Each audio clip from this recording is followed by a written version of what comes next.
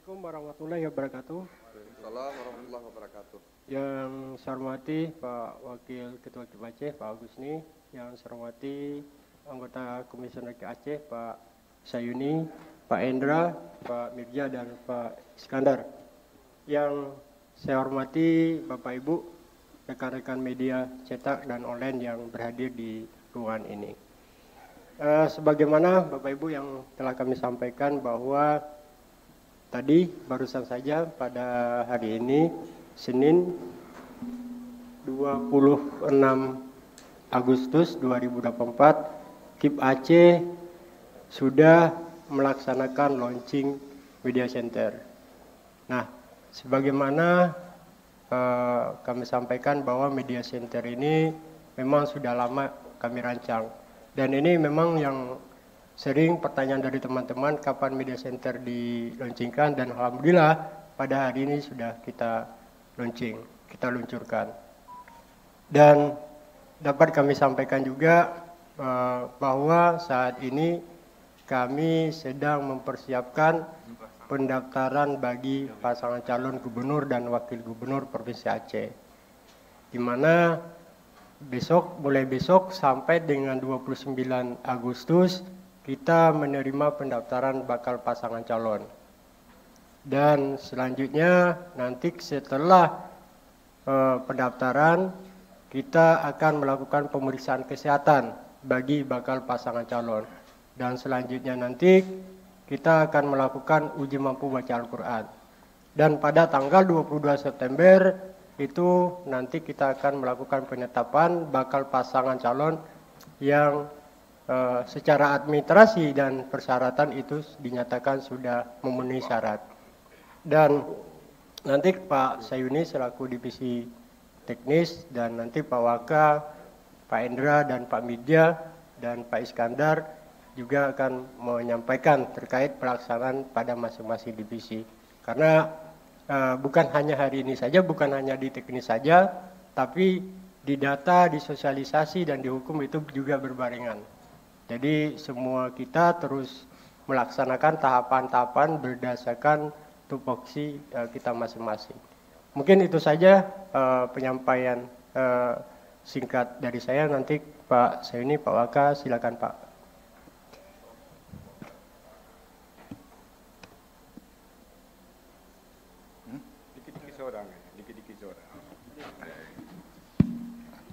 Baik, terima kasih. Assalamualaikum warahmatullahi wabarakatuh.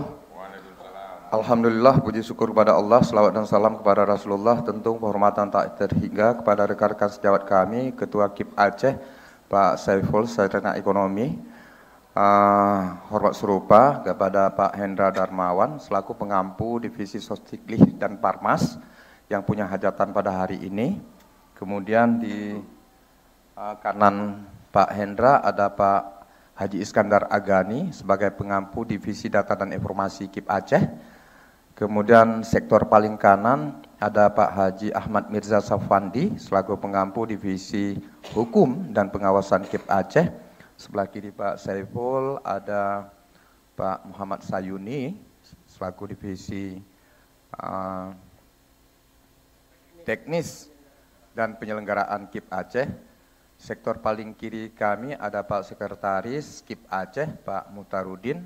Teman-teman sekalian yang berhadir di kesempatan ini, percis bagaimana disampaikan tadi dalam prosesi peluncuran media center KIP Aceh, ya, guna dan fungsinya ya, tak lain adalah untuk menjadikan media ruangan ini sebagai pusat atau sentral informasi terhadap semua tahapan pilkada yang memang sedang kita gelar, yang insya Allah 27 November 2024 nantinya sebagai hari H.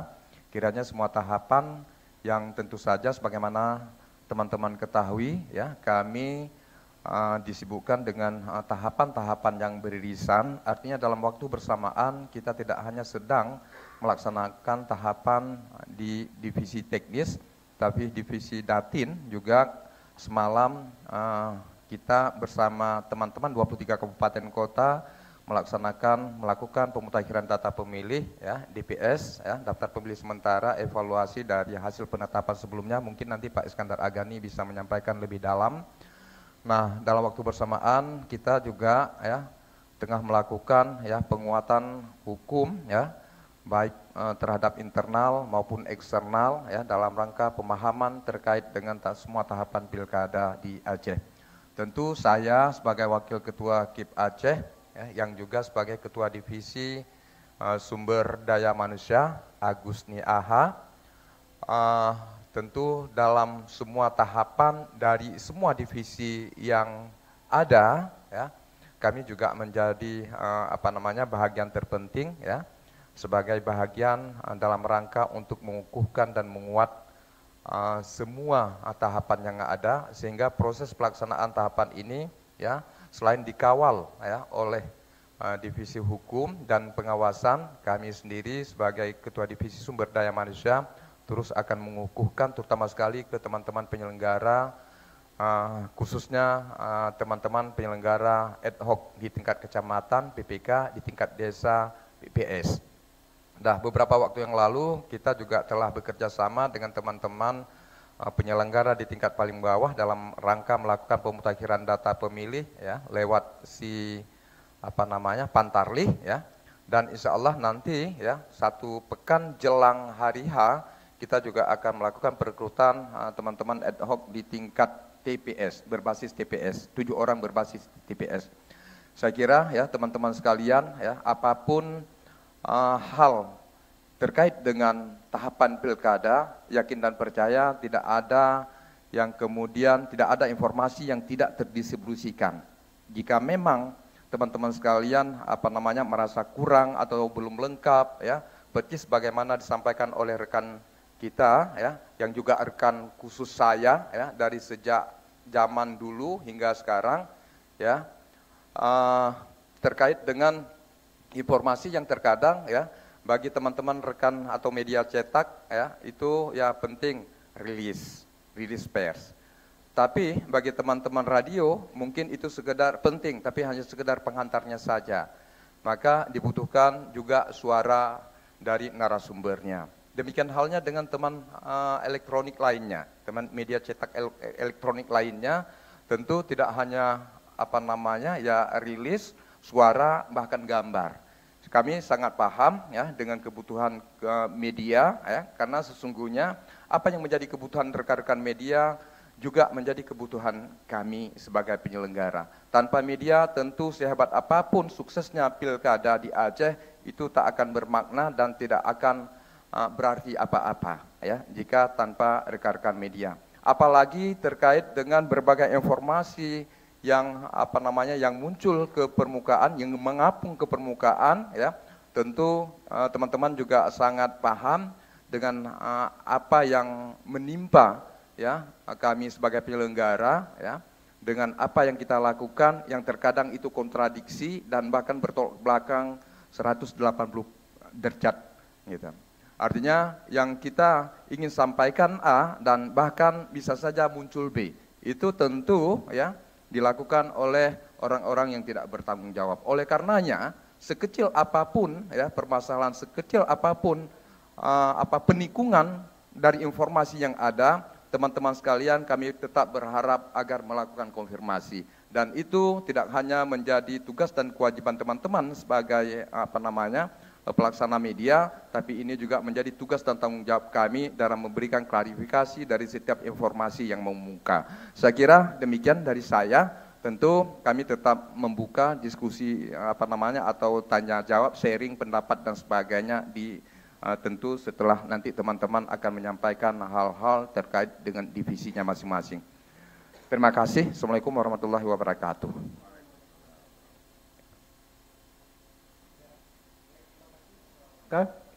Selanjutnya Pak Indra, silakan. Assalamualaikum warahmatullahi wabarakatuh. Yang saya hormati Ketua Komisioner KIP Aceh, Wakil Ketua Komisioner KIP Aceh, beserta para anggota Komisioner KIP Aceh. Kemudian kepada kawan-kawan kita yang nantinya kita bekerja sama dalam mensosialisasikan pelaksanaan Pilkada tahun 2024. Apa yang sudah dikerjakan oleh KIP Aceh melalui Divisi Sosialisasi dan Pendidikan Pemilih serta Partisipasi Masyarakat di KIP Aceh. Yang pertama, KIP Aceh telah dapat meningkatkan partisipasi masyarakat di pemilu legislatif, pemilu presiden dan wakil presiden pada tanggal 14 Februari tahun 2024 sebanyak 87%.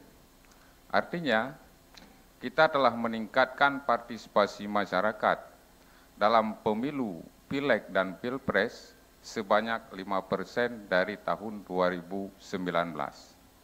Dan yang kedua, KIP Aceh telah mendapat penghargaan konten sosialisasi terbaik seluruh Indonesia. Ini merupakan sesuatu yang harus dibuktikan dengan kenyataan. Artinya, KIP Aceh telah mendapatkan apresiasi dari KPU RI nomor 1 terfavorit se-Indonesia tentang konten sosialisasi. Itu. Kemudian yang kedua, kita juga telah meraih sosialisasi tergigih di Indonesia, ya, yang diraih oleh KIP Aceh Tamiang. Itu divisi Sosdiklik KIP Aceh Tamiang. Kemudian divisi Sosdiklik dan Parmas juga akan melakukan kegiatan inovatif, sosialisasi inovatif, efektif, dan efisien. Yang pertama sekali program yang sedang kita lakukan adalah Haba Pilkada Aceh tahun 2024. Kemudian yang kedua adalah Poh Cakra KIP Aceh, ya. Ini untuk menjaring informasi dari masyarakat yang nantinya informasi tersebut menjadi tolak ukur kita dalam melaksanakan Pilkada Aceh tahun 2024. Kemudian program inovatif KIP Aceh, yang ketiga adalah KIP Aceh Mengpepep. Ini merupakan sarana informasi di mana KIP Aceh akan mendatangi langsung kepada pusat-pusat keramaian, baik pasar ataupun lapangan-lapangan yang memang ada acara keramaian, untuk menyampaikan informasi langsung kepada masyarakat terkait pelaksanaan Pilkada 2024. Kemudian KIP Aceh juga akan melaksanakan nonton bareng film Pilkada Aceh, nonton bareng film Pilkada tahun 2024 dengan judul Tepatilah Janji. Itulah kegiatan-kegiatan inovatif yang akan dilakukan oleh KIP Aceh untuk menunjang tahapan pelaksanaan Pilkada Aceh tahun 2024. Saya rasa demikian. Billahi taufiq wal hidayah. Wassalamualaikum warahmatullahi wabarakatuh. Assalamualaikum. Baik, selanjutnya pemberja Pak Iskandar ya? Silakan Pak. Baik, Assalamualaikum warahmatullahi wabarakatuh. Yang saya hormati Bapak Ketua KIB Aceh, yang saya hormati Bapak Wakil Ketua KIB Aceh, yang saya hormati Bapak Hendra Darmawan sebagai leading sektor acara ini, yang saya hormati Bapak Haji Ahmad Mirza Safwandi, Divisi Hukum dan Pengawasan, dan yang saya hormati Bapak Sayuni, Divisi Teknis. Selanjutnya, penghormatan saya kepada Bapak Sekretaris KIP Aceh, dan yang saya muliakan Bapak-Bapak Ibu yang hadir pada forum ini. Baik, saya akan menceritakan perjalanan saat ini. Perjalanan adalah tentang daftar pemilih. Nah, daftar pemilih ini pada tanggal 18 Mei 2024, Mendagri menyerahkan kepada KPU. Selanjutnya dilakukan pemutakhir data oleh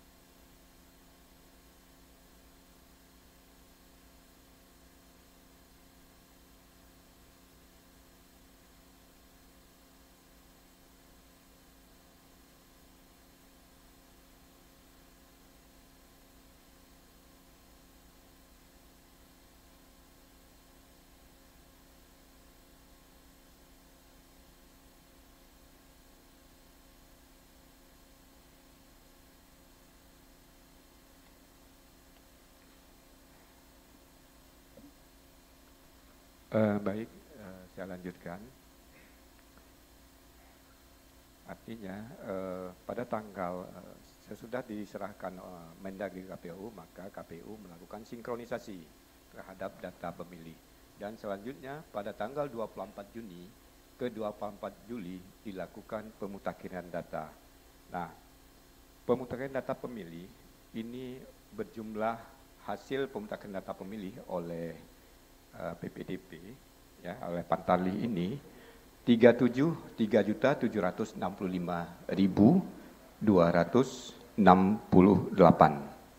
ya, itu hasil pencoklitan. Nah, selanjutnya ada masa perbaikan dan di bulan Agustus di tingkat PPS dilakukan rapat pleno di tanggal 1 sampai tanggal 3 dan selanjutnya di tanggal 5 dan 7 itu dilakukan rapat pleno di tingkat kabupaten. Selanjutnya tanggal 9 sampai 11 dilakukan rapat pleno di tingkat kabupaten.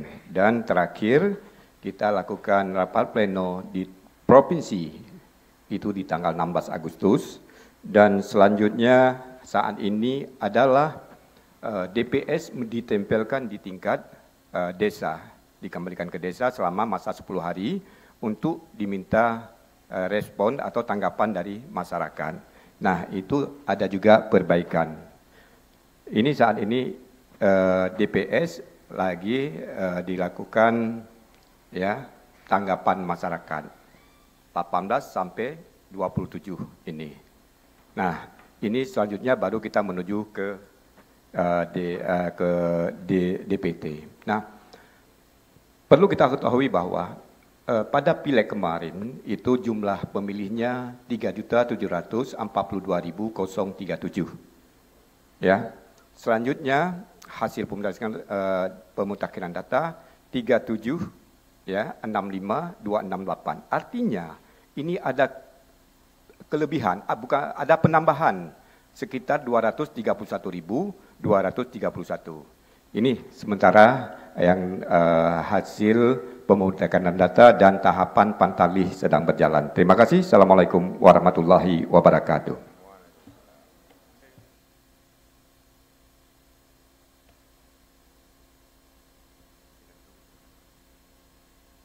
Baik, terima kasih Pak Iskandar.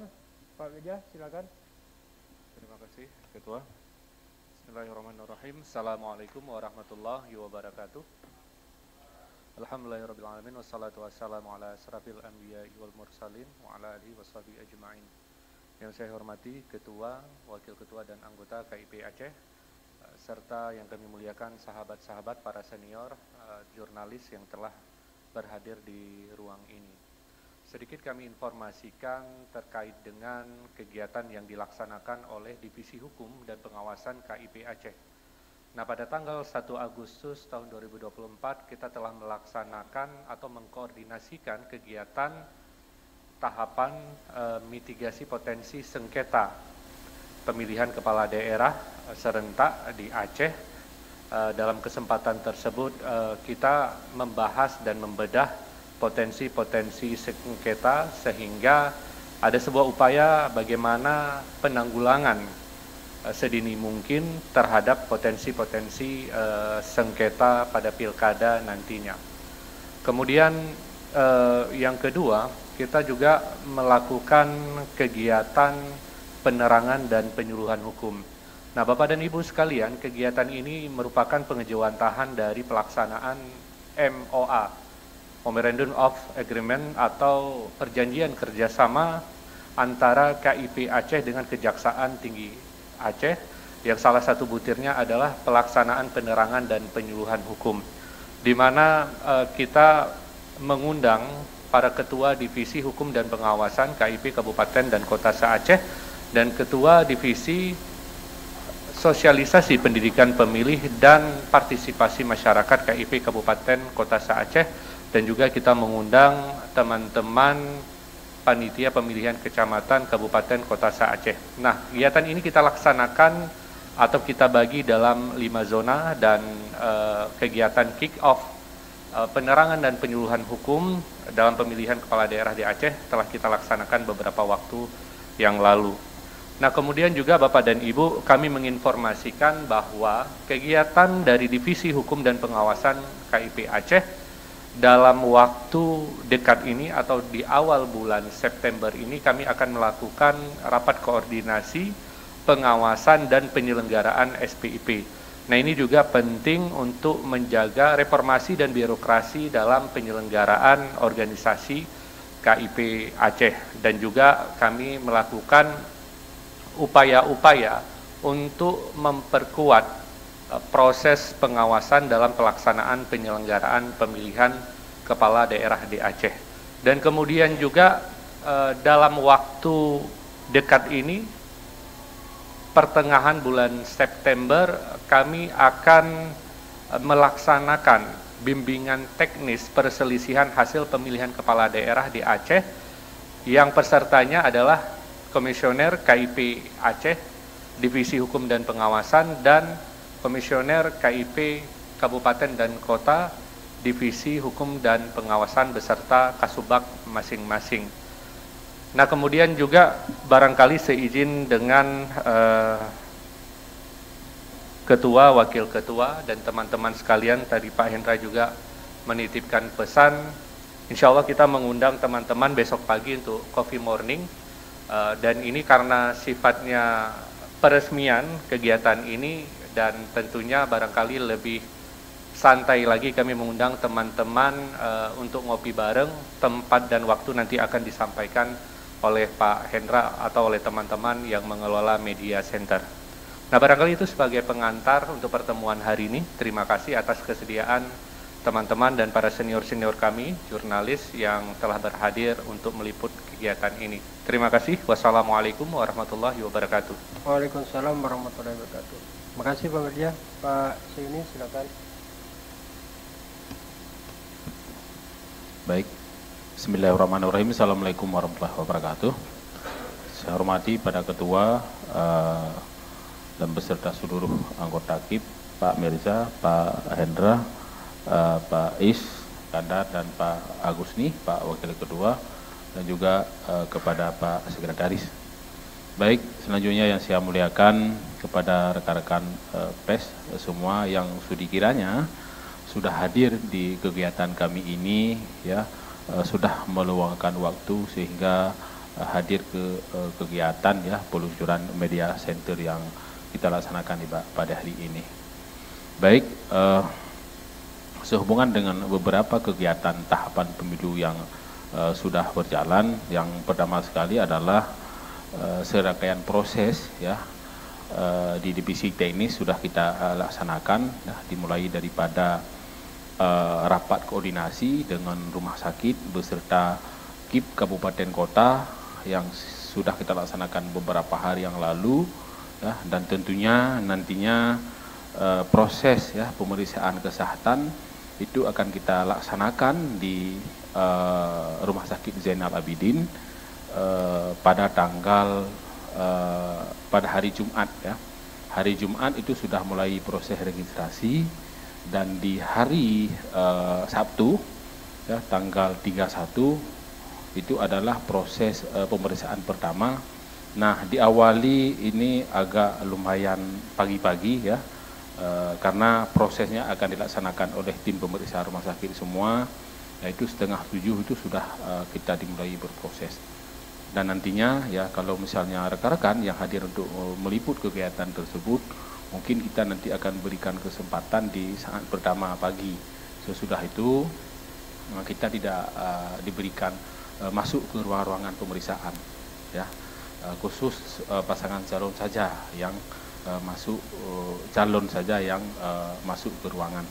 Ya, kita semuanya, kami komisioner berdamping nantinya itu tidak diberikan masuk oleh tim rumah sakit. Nah, selanjutnya dilaksanakan itu adalah sampai dengan tanggal 2, ya, sebagaimana tahapan.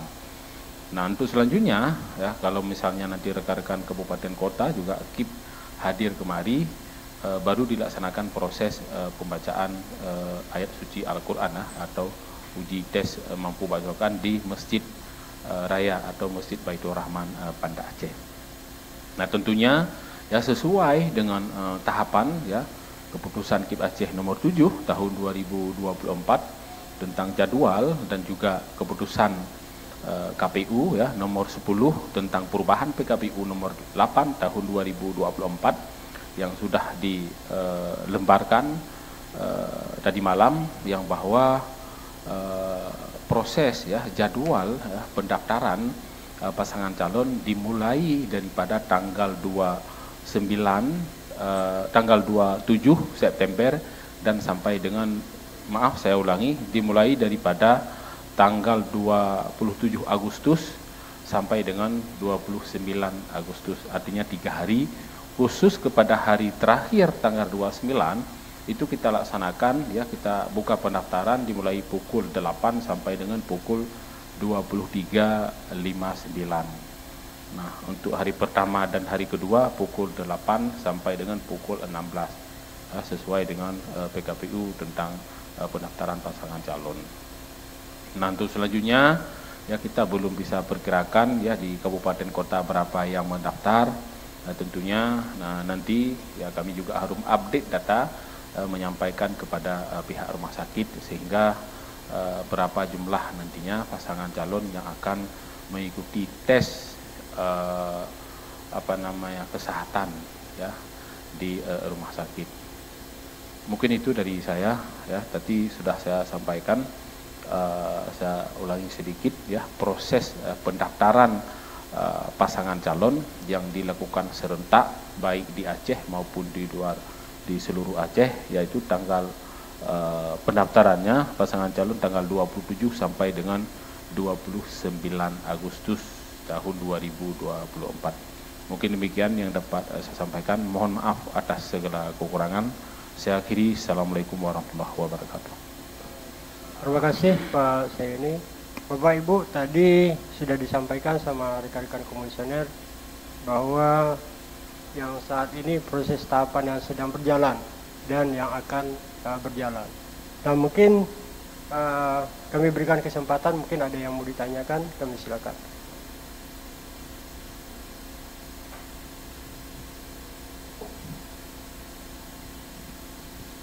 Ada yang mau ditanyakan, Bapak Ibu? Ya, silakan. Assalamualaikum warahmatullahi wabarakatuh. Ya, saya Raji dari mediapintu.co. Bang, salah satu syarat paslon untuk mendaftar ke KIP itu kan atau KPU itu kan adanya formulir B1 KWK dari partai politik ya. Mungkin bisa dijelaskan Bang, apa itu formulir B1 KWK? Mungkin ada masyarakat yang nggak tahu mungkin. Yang kedua, di Abdia itu ada 2 pasangan calon yang mendapatkan surat dukungan, entah itu surat rekomendasi, surat tugas atau B1 KWK.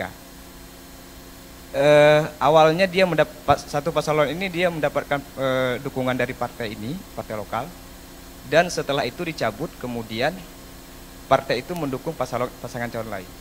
Nah, ketika nanti kedua pasangan calon ini mendaftar, itu yang mana yang akan diterima oleh KIP Kabupaten Kota? Karena nanti akan ada klaim dari masing-masing paslon ini. Ini punya kami duluan. Ini seperti apa nih Bang penjelasannya? Terima kasih Bang. Baik, mungkin sekilas ya terkait tadi pendaftar, nanti mungkin disampaikan lebih detail sama Pak Sayuni. Yang mendaftarkan pasangan calon itu ada partai politik atau gabungan partai politik. Nah, itu ada surat dukungan itu diupload melalui silon oleh partai politik. Jadi bukan nanti yang paslon datang langsung enggak, tapi partai politik yang mendaftarkan. Partai politik atau gabungan partai politik. Mungkin Pak Sayuni silakan Pak. Baik, terima kasih. Yang pertama sekali itu adalah keputusan partai politik ya, sebagaimana kita ketahui secara bersama-sama itu adalah keputusan pimpinan partai politik baik di tingkat pusat partai nasional maupun tingkat Aceh khusus kepada partai lokal ya. Itu adalah formulir persetujuan parpol.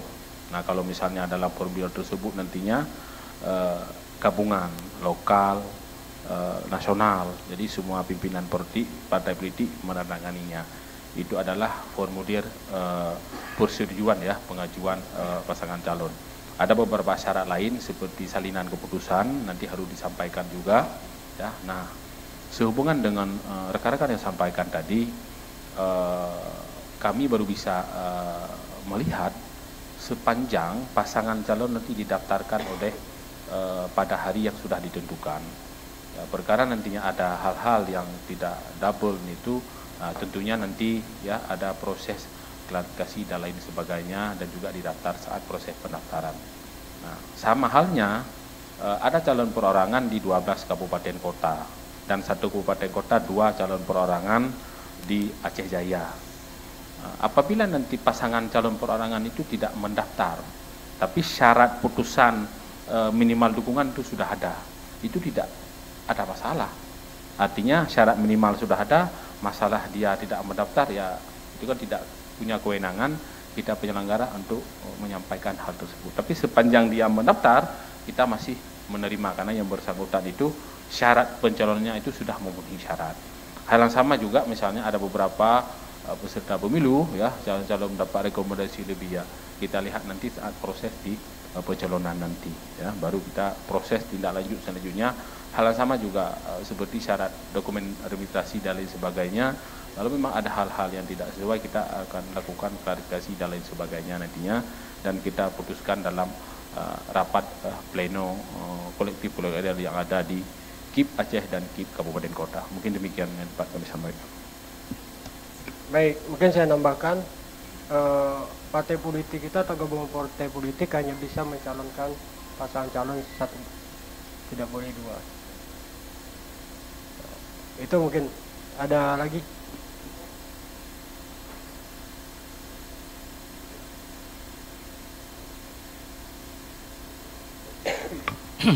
Terima kasih Uzar dari Antero. Menyangkut dengan potensi pelanggaran pilkada ya, misalnya di pemilu lalu kan soal money politik dan sebagainya. Mungkin ini ranahnya Panwas, tapi yang menyangkut dengan keterlibatan dari unsur KIP sendiri mungkin ya di daerah. Ini mungkin Pak Mirza bisa menjelaskan bagaimana antisipasi dan juga hal-hal lain terkangkut dengan pelanggaran-pelanggaran seperti selain money politik, kemungkinan untuk intimidasi dan sebagainya. Ini antisipasi dilakukan apa saja? Terima kasih. Baik, terima kasih Bang Uzair terkait dengan apa yang kita lakukan untuk memitigasi potensi permasalahan yang dalam tanda kutip dilakukan oleh penyelenggara, dalam hal ini KIP Kabupaten dan Kota maupun penyelenggara badan ad hoc. Nah, memang di KIP Aceh maupun berdasarkan ketentuan tata kerja KPU Republik Indonesia, nah itu mengatur terkait dengan pengawasan. Nah, sebab itu divisi hukum ini melekat dengan pengawasannya. Nah, apa yang kita lakukan? Yang kita lakukan adalah pencegahan dengan memastikan teman-teman ini terampil mengetahui setiap ketentuan peraturan perundang-undangan tentang kepilkadaan. Nah, kemudian juga kita petakan potensi-potensi sengketa yang seperti tadi saya sampaikan kepada teman-teman, bahwa apa yang harus dilakukan ketika kondisinya itu seperti itu. Nah, karena kenapa? Kita sebagai penyelenggara ini kan pelaksana peraturan perundang-undangan. Kita tidak boleh menafsir sesuatu yang nggak diatur atau melampaui dari apa yang diatur oleh norma tersebut. Nah, sebab itu kita selalu menggunakan prinsip kehati-hatian, Pak, dalam melaksanakan ketentuan peraturan perundang-undangan. Nah, pertanyaannya bagaimana nanti kalau melanggar? Nah, yang pertama ada rezim pengawasan yang sifatnya internal. Nah, itu teman-teman bisa sampaikan kepada KIP Aceh. Nah, khususnya untuk leading sektor divisi hukum dan pengawasan dan SDM juga divisi SDM Pak Waka. Nah, kita melakukan pengendalian internal, Bang Uzair. Kita melakukan pengawasan dan kemudian kita mengumpulkan data-data awal potensi terhadap pelanggaran yang dilakukan oleh Komisioner KIP Kabupaten dan Kota. Jadi Divisi Hukum dan Pengawasan Provinsi itu semacam inspektorat bagi Komisioner KIP Kabupaten dan Kota. Nah, tentunya selama proses pemilu kemarin misalnya, kita melakukan kegiatan supervisi dan monitoring. Nah, meskipun pada fase hasil itu terjadi sengketa, Bang, tetapi kita sudah memulai sebenarnya untuk meminimalisir potensi sengketa yang terjadi melalui pengawasan internal tersebut.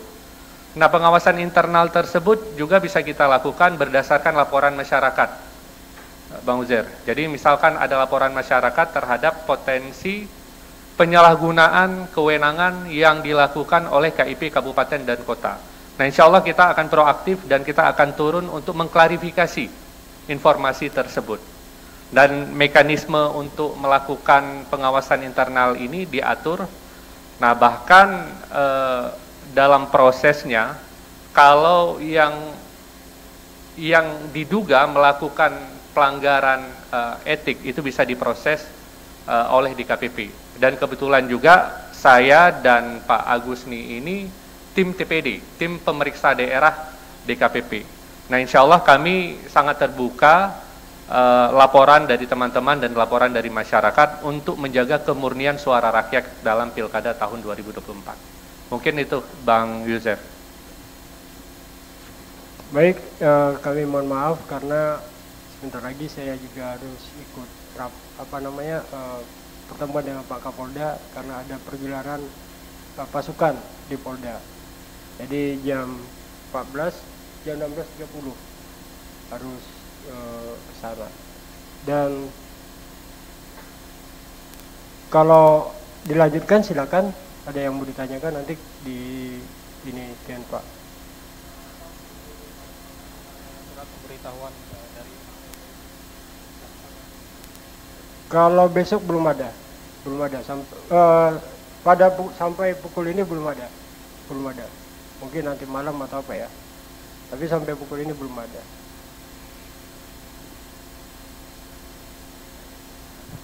Baik, itu saja dan kami ucapkan terima kasih.